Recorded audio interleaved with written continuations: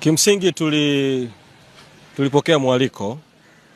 wa msajili wa vyama vya siasa kukutana na viongozi wa Chadema, viongozi wakuu juu ya no reform no election katika muktadha wa sheria ya vyama vya siasa. Kwa hiyo tumekutana, tumefanya mazungumzo, tumeieleza ofisi ya msajili wa vyama vya siasa juu ya msimamo wetu wa no reform no election, kwamba bila mabadiliko hakuna uchaguzi. Tumeieleza ofisi msimamo huu tuliouchukua baada ya uporaji na uharibifu mkubwa wa uchaguzi wa serikali za mitaa wa mwaka 2024 na historia ya uharibifu wa chaguzi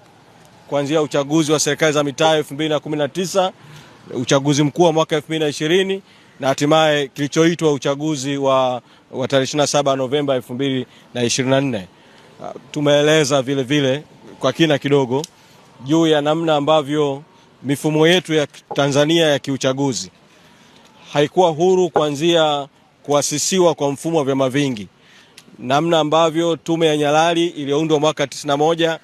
na mapendekezo yake mwaka 92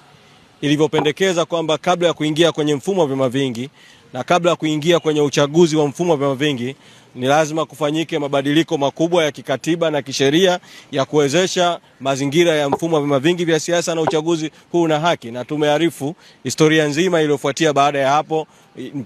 mpaka ulipoanza mchakato wa katiba mpya chini ya tume ya Jaji Warioba, na namna ambavyo mchakato wa katiba ulikwama, mchakato ambao ungeiwezesha taifa kufanya reforms, mageuzi na mabadiliko ya kikatiba na ya kisheria ya kuwezesha pamoja na mambo mengine kuwa na chaguzi huru na haki. Tumeeleza vile vile kwamba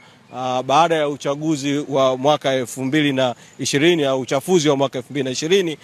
tulitarajia baada ya mwaka 2021 kuingia rais mpya, pengine kungefanyika reforms kwa sababu baadaye rais alijinasibu na falsafa ya Fowara. Lakini tumeeleza namna ambavyo michakato yote ya kutafuta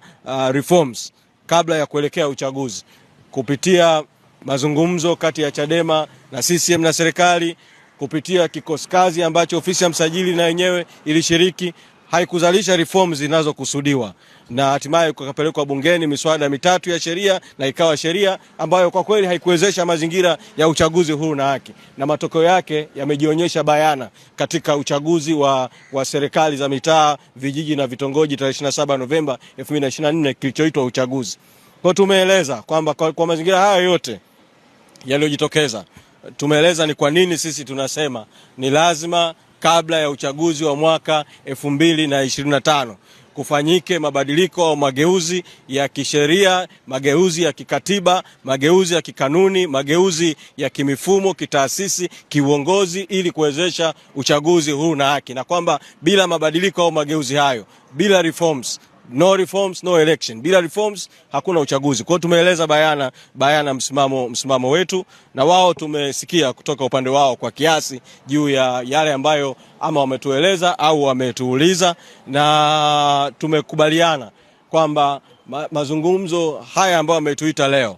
kwa sababu bado kuna mambo mengine yanahitaji kuzungumza zaidi na kupata ufahamu na mwelekeo, tutatafuta fursa